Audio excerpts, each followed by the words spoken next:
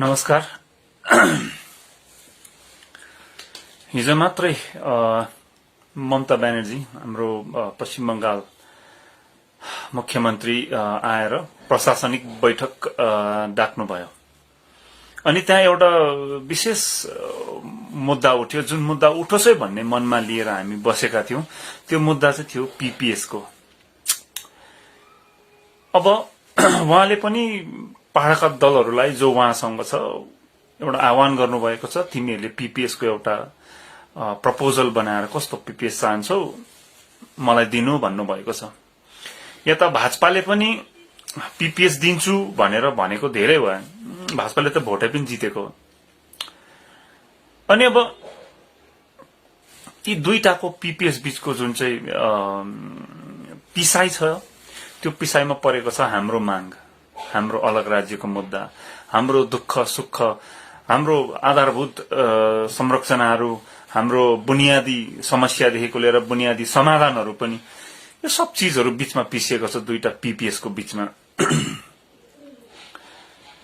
मलाई लाग्छ अब बिस्तारै भाजपा जस्तो राष्ट्रिय दल अनि तृणमूल जस्तो दलहरूको जुन चाहिँ रणनीति छ 2024 को लागि, त्यो लगभग तय भइसकेको छ कसरी गर्ने के गर्ने भन्ने विषय।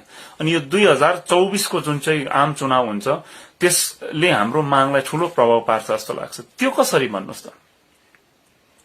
2024 मा पक्कै पनि भाजपाले त्यो परफर्मेन्स देखाउन सक्दैन जुन परफर्मेन्स उनले 2019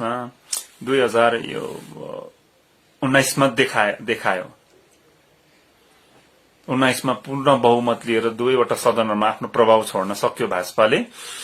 तर 2024 मा साह्रो छ। जुन प्रकारले आफ्नै शीर्ष नेताहरू जस्तै स्वामी भयो, सुब्रमण्यम स्वामीले आफ्नै सरकारको विदेश नीतिको विरोध गरिरहेको छ। भारतको अर्थतन्त्र कहाँसम्म पुगेको छ, भारतको सुरक्षा जुन चाहिँ व्यवस्थाहरू छ त्यो कहाँसम्म पुगेको छ भन्ने कुरो विस्तार गर्दै प्रकाशमा आउँदैछन्। अनि सरकारको यस्तो परिस्थिति र यस्तो दुःखदायी स्थिति देखेर सायद कसैले भोट गर्ला भाजपालाई। त्यसैकारणले भन्छु भाजपाको जुन चाहिँ भोट पर्सेन्टेज छ त्यो मात्रै नघटेर लोकसभामा सरकार बनाउन सक्ने नसक्ने विषयमा पनि शंका नै खडा हुन्छ 2024 मा। अनि यस्तो परिस्थितिमा भाजपालाई अब कुनै पनि राजनीतिक दलसँग अलायन्स गठबन्धन गर्न मजबुरी हुनुपर्ने स्थिति देखिन्छ 2024 मा। त्यसो त ममता ब्यानर्जी तृणमूल कांग्रेस पहिल्यैदेखि एनडीए को एउटा गठबन्धनको एउटा हिस्सा थियो, हैन? ममता ब्यानर्जीको पार्टी, ममता ब्यानर्जी आफै पनि। अनि 2024 मा परिस्थिति आइपरेको खण्डमा यदि मजबुत कसैको सरकार बनाउने कसैले दाबी गर्न नसकेको खण्डमा भाजपाले त्यो त्यति पर्सेन्टेज भोट पायो भने र त्यति सीट जित्यो भने पक्कै पनि दरिलो सरकारसँग हात मिलाउन सक्छ ममता ब्यानर्जीले। आखिर चाहेको एउटा राजनीतिक दललाई राष्ट्रिय जुन चाहिँ स्तरमा सरकार चलाउने केन्द्र सरकार छ त्यसमा आफ्नो सहभागिता हुन्छ। आफूलाई मजबुत बनाउनको निम्ति सरकारमा आफ्नो प्रभाव हुनुपर्छ। त्यही चाहन्छ कुनै पनि क्षेत्रीय दलले, टीएमसी जस्तो क्षेत्रीय दलले। अनि त्यही चाहन्छ पनि 24 मा।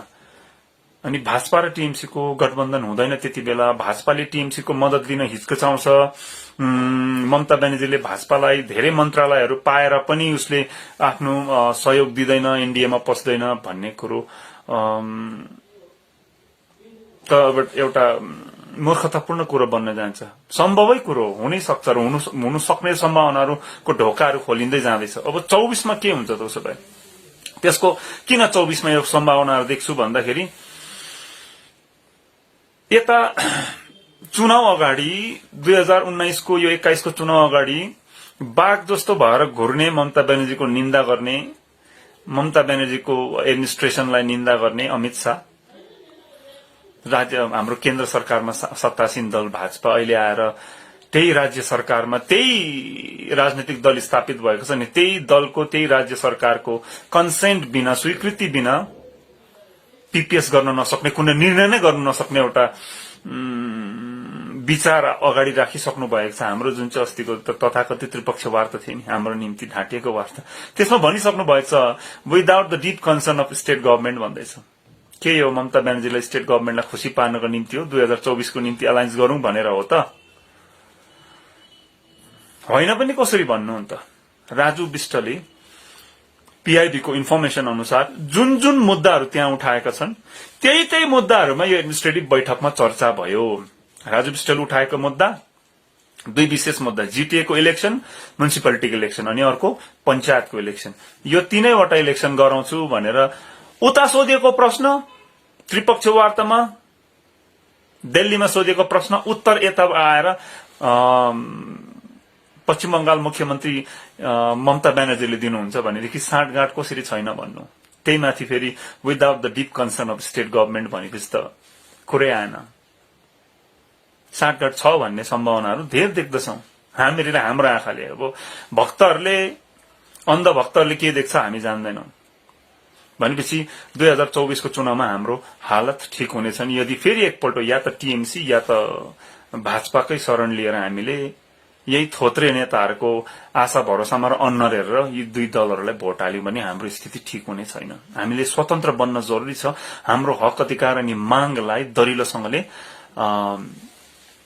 संसदमा उठाउनको निम्ति हामी आफैले दरिलो खुट्टा टेकेर राजनीति गर्न सिक्नुपर्ने स्थिति अहिले छ नत्र भने त भाजपाको शरणमा भएको दलहरूले नेताहरूले भाजपाको खुट्टा नचाटी केही नलाग्ने भइसकेको छ भाजपाले थुक्दाखेरि पनि त्यसलाई चाट्नु पर्ने स्थिति छ लगभग तृणमूलतिर ढल्केको दलहरूको पनि स्थिति हिजो त्यस्तै बुझ्यो होइन यो पीपीएस पनि अब लगभग छैनको बराबरै भइसक्यो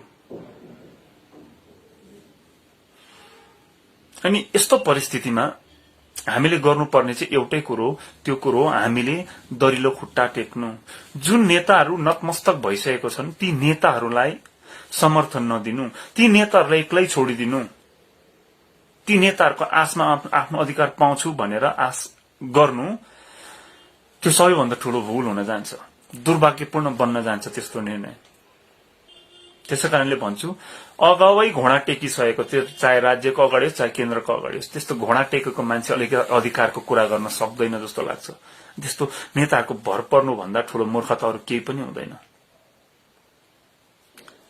यो भयो 24 सम्मको चुनावी राजनीतिलाई लिएर हामीले यदि सोच्ने हो भने यही परिस्थिति बन्दैछ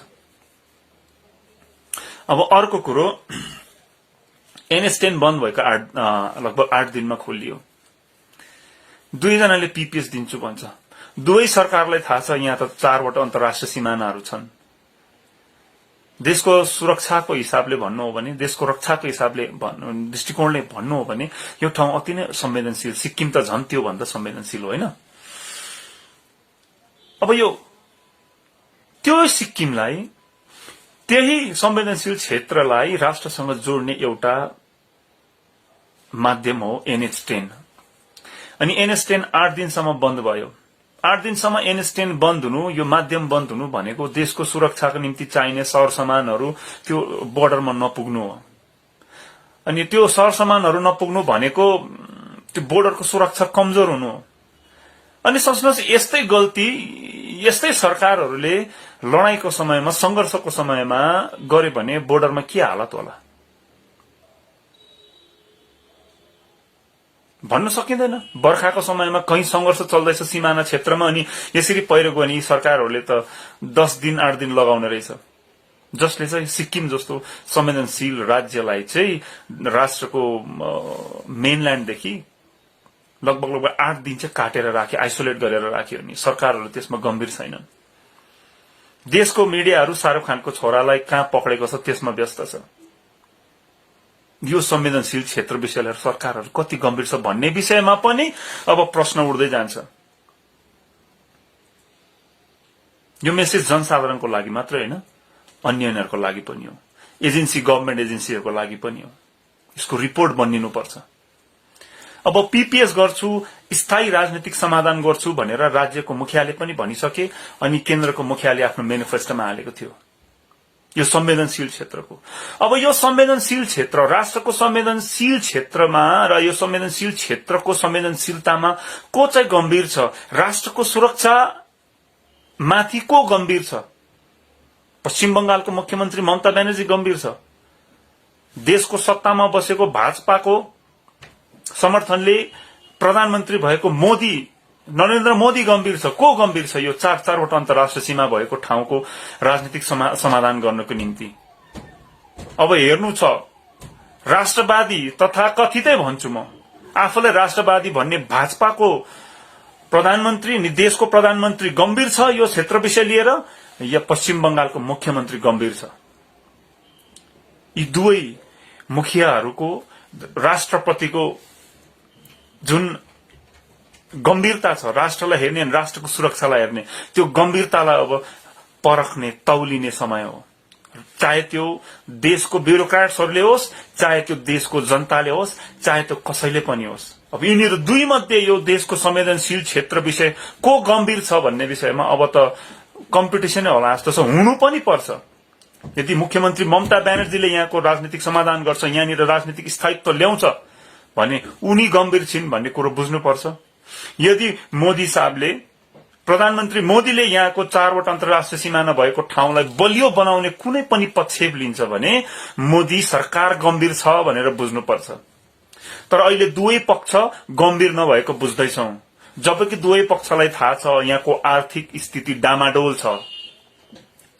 यहाँ गभर्नमेन्टको जति पनि मसिनरीहरू छ, संस्थाहरू छ, त्यो कमजोर बनाइएको छ भन्ने कुरो दुवै पक्षलाई थाहा छ।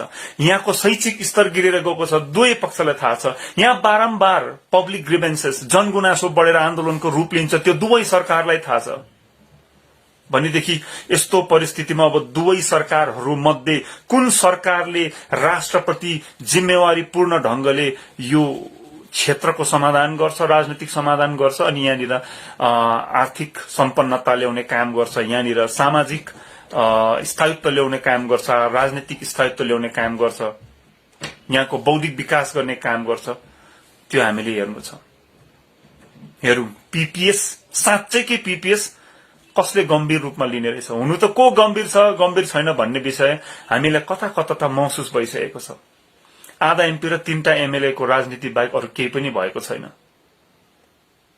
अनि एउटा बहुसंख्यकले अल्पसंख्यकलाई जुन नीति अपनाउँछ, संसारको नियम हो, त्यो नीति भन्दा माथिको कुनै नीति नै यहाँ चलेको छैन यो क्षेत्रमा। अब हेर्नु छ को चाहिँ गम्भीर छ यो क्षेत्र विषय लिएर। यो क्षेत्र तपाई हाम्रो मात्र क्षेत्र होइन, राष्ट्रकै संवेदनशील क्षेत्र हो। हेरौं कसले गर्दो रहेछ पीपीएस। धन्यवाद।